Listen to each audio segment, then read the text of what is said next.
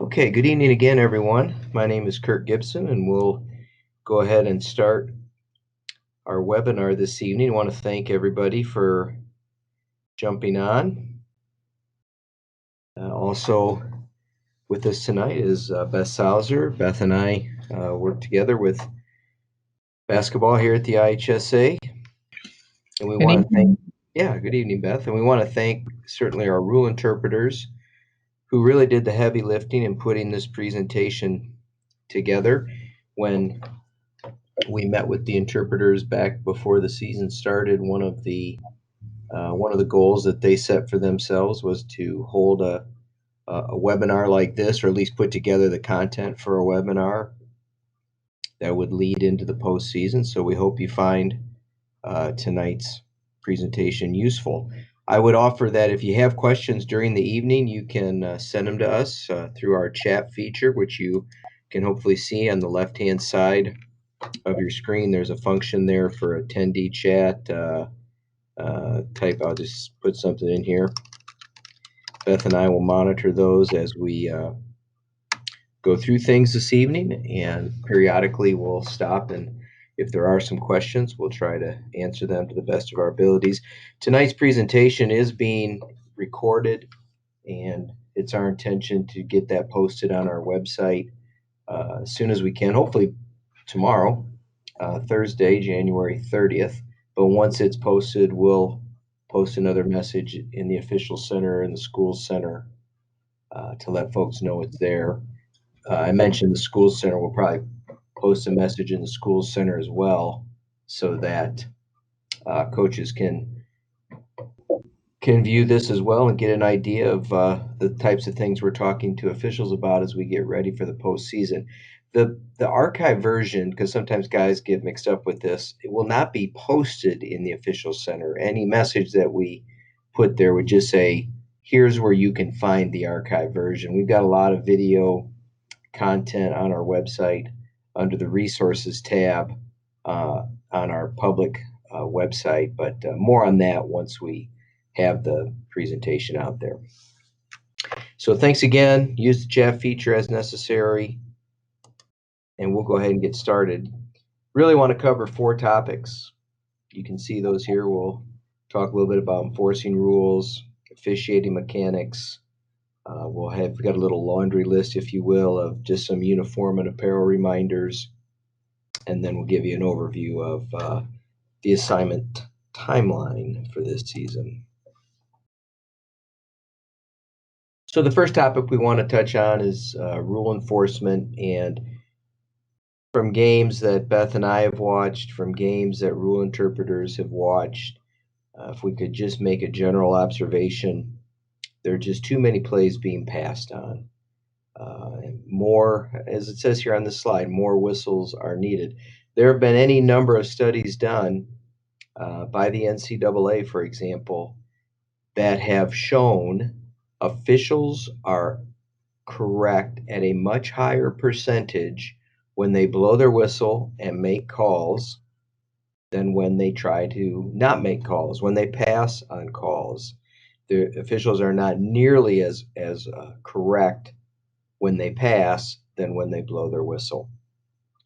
I know officials don't like to think they're influencing the outcome of a game, but really you're influencing the outcome of a game more when you pass on plays than when you make calls. So from just a general observation standpoint, we really believe that we need to have more whistles, not fewer whistles in our games.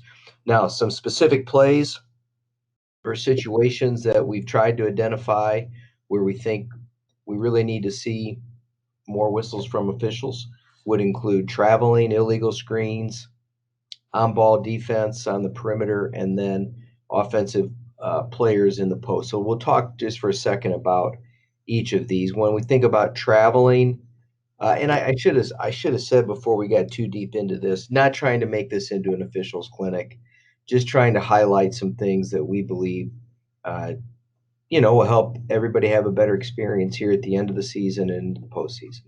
But when we think about traveling, it's important to be able to identify the pivot foot.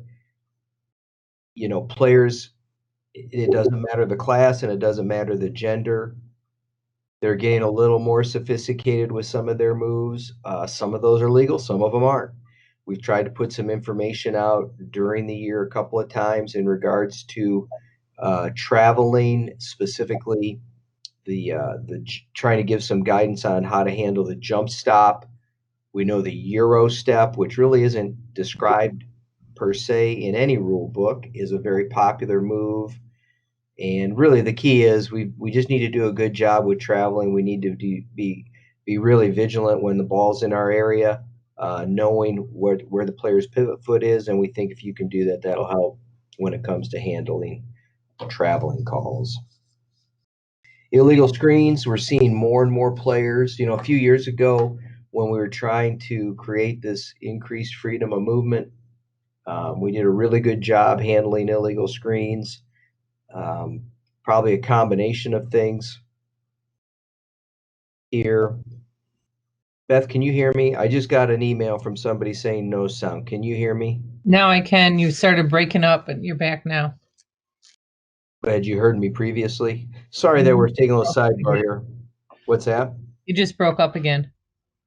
Okay, well, I'll try to do better. So going on to this illegal screens piece, a few years ago when we had that, we were trying to increase freedom of movement for players. We did a really good job officiating illegal screens, and probably coaches had done a really good job in emphasizing the importance of setting illegal screens to their players. Over the last couple of years, though, things have sort of begun to slide back to the way they had been. We really need to be watching screeners, making sure they're staying within the framework of their body when they're setting those screens. They're not spreading their feet out wider than shoulders width. They're not getting hips or arms out to impede defensive players. And we just have to be vigilant about that as well. And that's, as you'll hear us say a little bit, really important that when the ball's not in your area, that you're watching for these kinds of plays, so that when you do see illegal screens, you can officiate those properly. On-ball defenders, we moved to that third type of play, I should say. Perimeter on-ball defenders are also becoming a little more savvy, not using their hands when they're guarding a ball handler on the perimeter, but rather using their torsos to sort of chest up or bump up on those players. And when they do that, they're directing offensive players. They're impeding their freedom of movement, and so that's also a foul and needs to be called.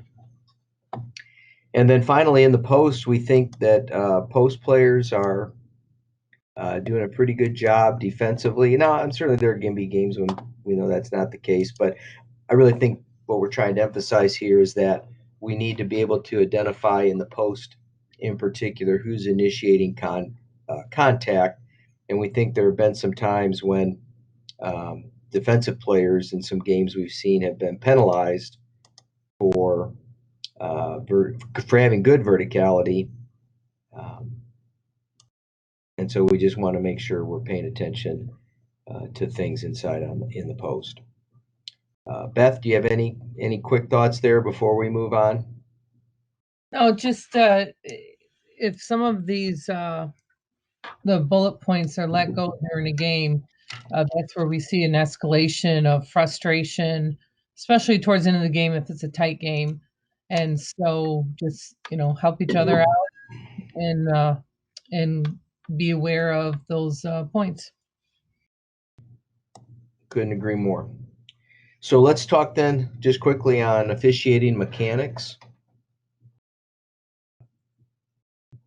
I pause here and sort of stammer because I know from the games I see, I just know that it seems to me we're awfully quick to leave our spots, and we do more times than not, unfortunately, what I think is a poor job in communicating with our body, with our nonverbal signals that we have in our arsenal. And so from our perspective, we believe that it's important that you make making a preliminary signal at the site of all foul calls a priority. This idea of blowing our whistle and just pointing into a pile of people and starting to walk to the table to make to report whatever it is you might have is just not good officiating. And we think that if we can make a preliminary signal at the side of the foul, it's going to help the players, it's going to help the coaches, it's going to help everybody involved with the contest have a better idea of what's happening. And even too often, just to stay with this idea for a second, it's important that you're not in a rush as an official to leave that spot. There are so many times in a game when I know I've seen officials make a call, they just sort of point into that mass of bodies, they start walking to the table, and then they sort of turn their head back towards the players because they don't know who the foul's on. They got to look again, and I really think if we can make a preliminary signal, that'll help us stay with that play for a little bit, just that extra count. It'll help you as an official clearly know who the foul's on, and then you can confidently go to the table to report what you've got. So making a preliminary signal at the site of all fouls a priority. Next, when transitioning from trail to lead, so when you're going down the floor, it's really important that officials are looking back to the inside to observe the action that's happening there on the floor. Too often we see officials when they're transitioning from trail to lead, going down the sideline with their head down, really not paying any attention to what's happening. Uh, you know, Unfortunately, players are very savvy, and if somebody can perceive that you're not paying attention, that's a time when they might try to take advantage of a situation, do something that might be unsporting, and that could lead to more trouble later on during a game for you and for your partner. So really important as a reminder to look inside when you're going down that sideline. The next point, officiate in your area and avoid following the ball. We've had a few really serious, I'll call them serious, plays that have occurred this season with some off ball contact that have happened right in front of some officials. And they simply missed the play because they were following the ball in another area. Our rule interpreters are always good about when they talk to other officials saying, trust your partners. You got to trust your partners, stay in your area. And that's really, really true. You've really got to be locked in and focused in your area, and not worry so much about where the basketball's at.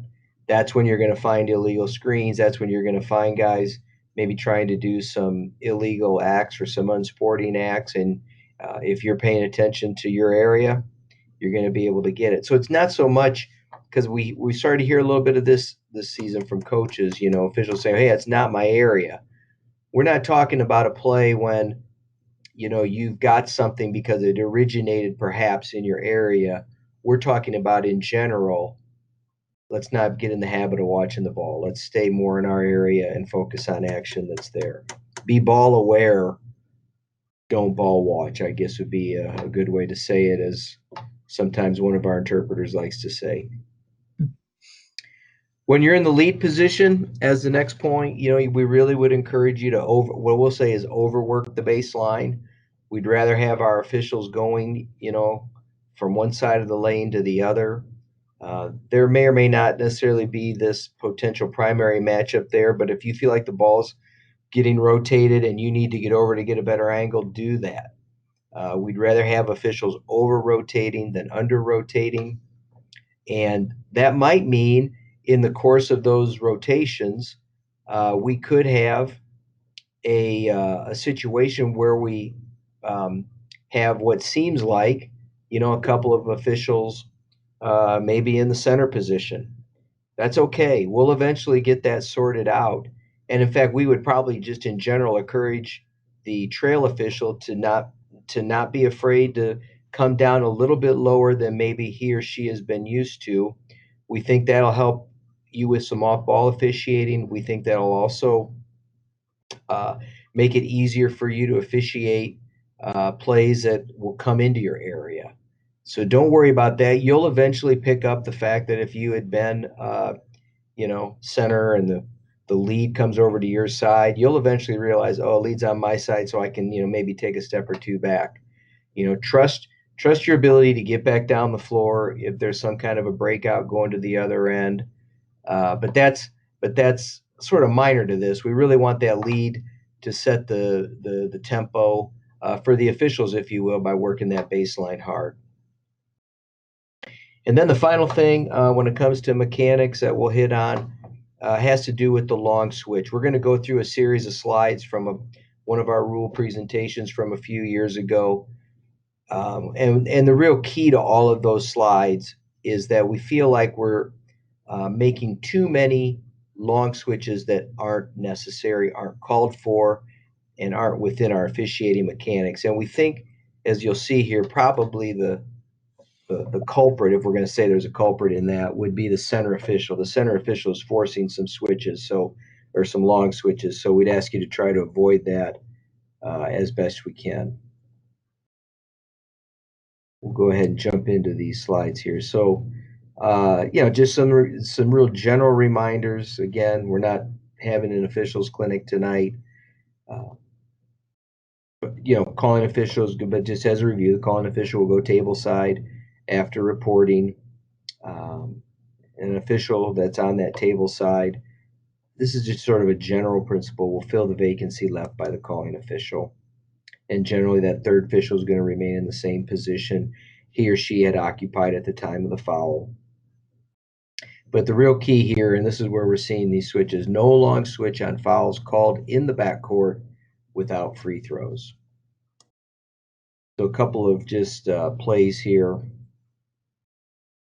Nothing new there. We've got plays going to stay in the front court. Lead's got the foul. He or she's on the table side.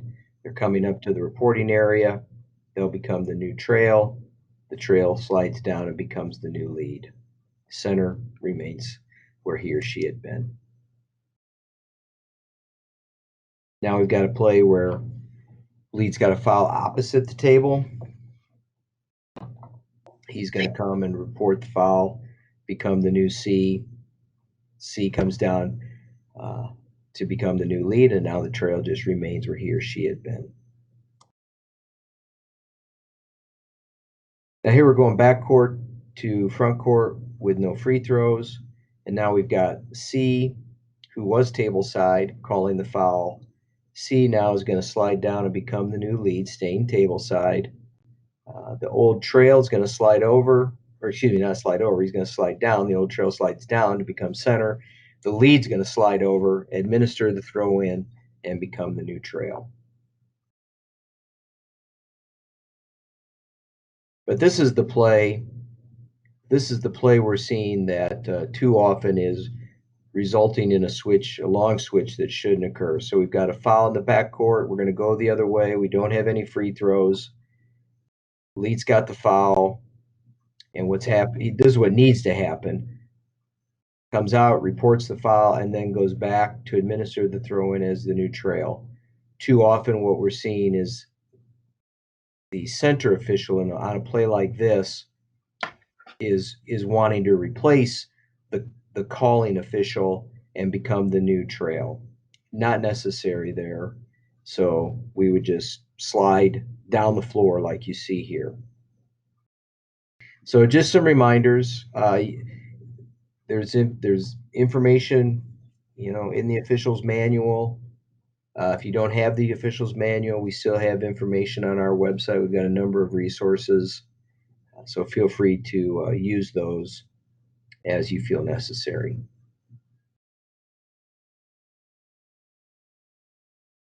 Okay, so our next topic here has to do with officiating mechanics. Still sort of dealing with that a little bit. It's been an interesting year. A lot of fight/near fight situations, and we certainly recognize that sometimes those things are going to happen. They may not be avoidable, but we think in many cases they are. And so, just some reminders, particularly as the games do become more important as we get later in the season. We really need to do the best job we can closing down on plays. We sort of talked about, staying with players for that extra count, being ready to come down and let your partners know you're there if he or she's going to go to the table with something. Don't try to be that drive-by official that just blows his whistle and then, starts taking off and leaving an area to either get the ball inbounded or go to report something to the table, rather. And really use your physical presence and your whistle to diffuse situations. I think a lot of times players don't want to engage in unsporting acts, but they're sometimes left to do so because there's not that official there trying to do whatever he or she can to keep them out of that play or out of that position. So closing down, we really believe will help you, and using your whistle, blowing your whistle, that commands attention. If nothing else, if you see something that's beginning to, you think, happen, and you've got a series of whistles, that might at least get a coach's attention, and you might get some help from one of those folks. Again, when we have a fight or a near fight, and we posted a lot of this kind of thing in a recent case situation, but again, use your physical presence and your whistle to do what you can to diffuse the situation. You should talk in your pregame with your partners about the importance of when something happens. We do need to do our best to try to get a look at the benches, so that if we do have people coming off the bench in a fight or near fight, we know how that needs to be officiated and then penalized. Take time to communicate with your partners. And probably the last bullet here is as important as any of the others, but you really need to be willing to take a moment or two to communicate whatever your findings are with the coaches and with the table. We deal with a lot of situations where, if we're to believe our schools and if we're to believe the table folks, things don't always get recorded like they should. And when these kinds of fights or near fights happen, they're bad deals. They're bad deals for everybody. You want to get through it and on to the next thing as quickly as you can, but sometimes you just have to be a little more deliberate, make sure things are very clear with the scorer. And that's probably the most important person. The coaches are also emotional. They're maybe going to hear, what you tell them. Maybe they're going to miss some things. But if it's in the book, that's the most important thing. The book is very hard to refute. It's very hard to get into well, I said that. No, I didn't say that. It's in the book. That's about as concrete as it can be. And then if you do have some kind of a situation, whether it's a fight, or if you just think it's something that's unusual or not common, follow up with us with a special report as soon as you can following that contest. Beth, I see we've got a question. Uh, let's see if we can try to just take a pause here and get an answer to it. Question is, do we want the lead official with an offensive foul called table side to long switch with trail to become new lead, or report and go back as new trail, similar to the slide shown with call opposite table? Good question, Brian. My take, Beth, and I'll let you jump in, would be to do what our mechanics tell us, and if you don't have free throws, then unless there's some other compelling reason that we don't know, I don't see the need to make a switch there. You might want to repeat that. You're right. You might want to repeat that one more time. You kind of broke up.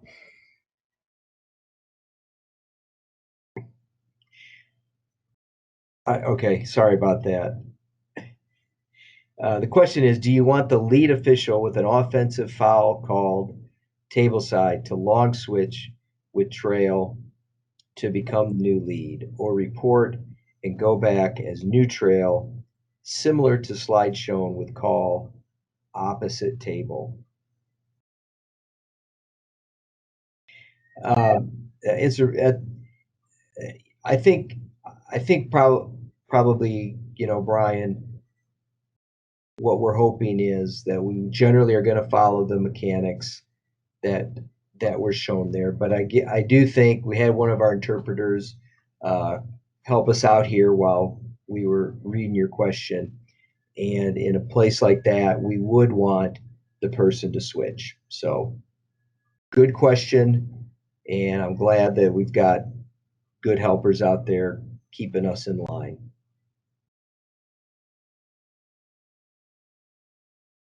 All right, let's then just go through a couple of uniform and apparel reminders.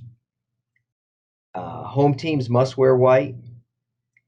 If not, I think we would hope rather that people are familiar with what needs to happen in terms of Rule 10.6.4. Um, I don't, sometimes people ask us, is it the official's job to know who's wearing white? I don't know that it is. You should have a manager. If you ever got into some kind of weird situation where both teams were wearing something other than white, I would go to the manager and find out who should be the home team and then, go from there. But the home team needs to wear white. Really doesn't matter what round of the playoffs it is either. The home team needs to wear white, and if the home team's not, that's on them, and we need to penalize them accordingly. Just a few other reminders about headbands and wristbands. Make sure you're clear with what rules 3.4 and 3.5 and 3.6 talk about as it relates to headbands and wristbands, their colors and logos, and knots on some headbands. I'd like to think that during pregame, that's the kind of time when you could be attentive to those kinds of things. Remind coaches. I don't know. I'll just sort of pause here. Beth, do you have anything you want to add on the headband and the knots situation? I don't know if you've had. I really don't know how many questions you might have had, I think in if the any. again the pre-wrap is okay. That little knot on pre-wrap is approved by the NFHS because essentially it can break away very flimsy. The headbands, the Nike ones that have the big knot in the back or any other thing like that is not legal, even if they wrap the tails up. And then also that hasn't, and it hasn't been as bad this year. I think moving down the rolling shorts up from the bottom has been more of an issue and tucking them into the leg than the headbands. Okay, very good. Under jerseys, be comfortable with the colors and the logo situation. Those could be a little tougher to notice until somebody's coming into the game or until teams have taken off their warm ups. But just be ready for that. Leggings. We just recently put out a case situation that indicated, players who are wearing leggings, one leg, high, I'll say, one leg like you might think it should be worn. At this point, that is while maybe not common or it might not be usual, it's not illegal. So when you have that, it's not something that you need to worry about.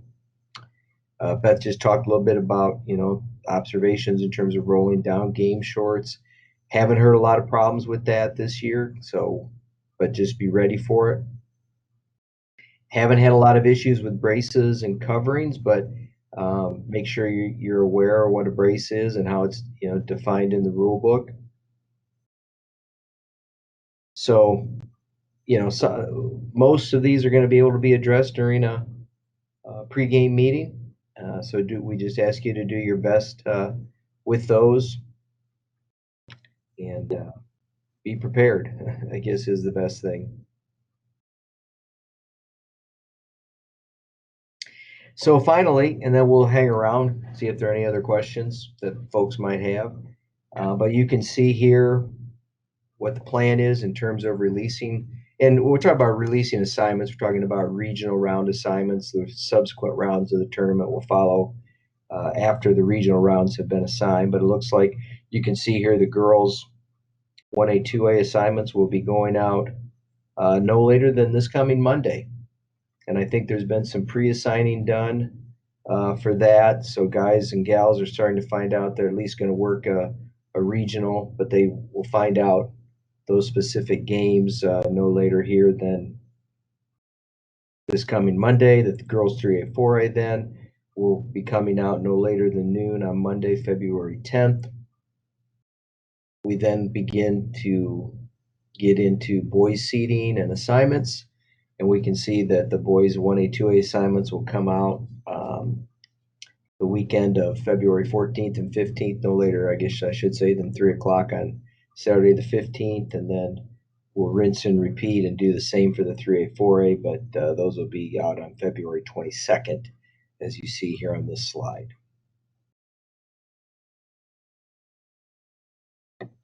Looks like we have another question. Yeah, I'll let you.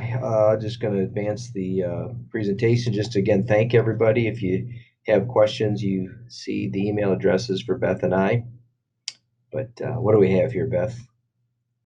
Question on leggings. Example, if black leggings have gray stitching, is that legal? Also, if the black leggings have white stitching that are defining areas of the legs other than the normal seams, other than that, the normal seams, is that acceptable? I would have to say I would interpret they're a solid in color. We're not going to get into stitching designs. I think there's plenty of products out there that, again, that's something we should not have to pay attention to.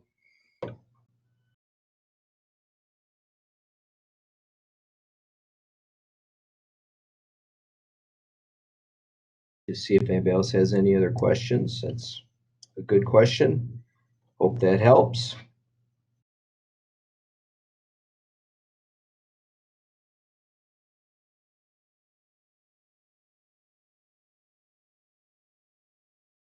As we wait to see if there are any more questions, we just want to also take an opportunity to thank everybody for their service to our member schools. We know that one thing we do know is, the shortage of officials is starting to rear its head a little bit in basketball. We know that a number of officials all around the state have really done some yeoman's work this season, working at a number of levels, maybe some levels they haven't worked before. That could be up or down.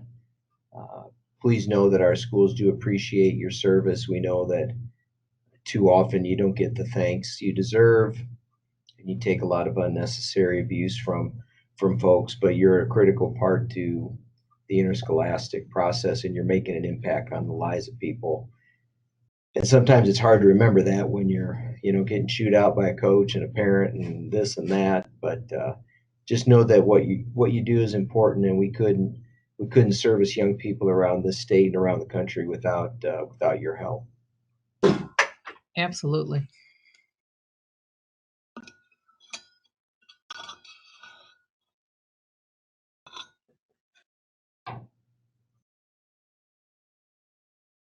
Well, I would just say, maybe some folks will have some questions tomorrow or another time, and certainly just know that if you ever do, you can always reach out to Beth and or myself, and we'll do our best to get those answered. But it looks like maybe we've reached the end of our time here tonight, Beth. So any last words from you before we sign off?